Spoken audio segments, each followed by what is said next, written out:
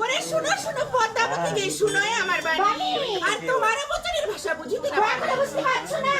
মন্তব্য তো শুনবো ওই এখন পিঠা খাবার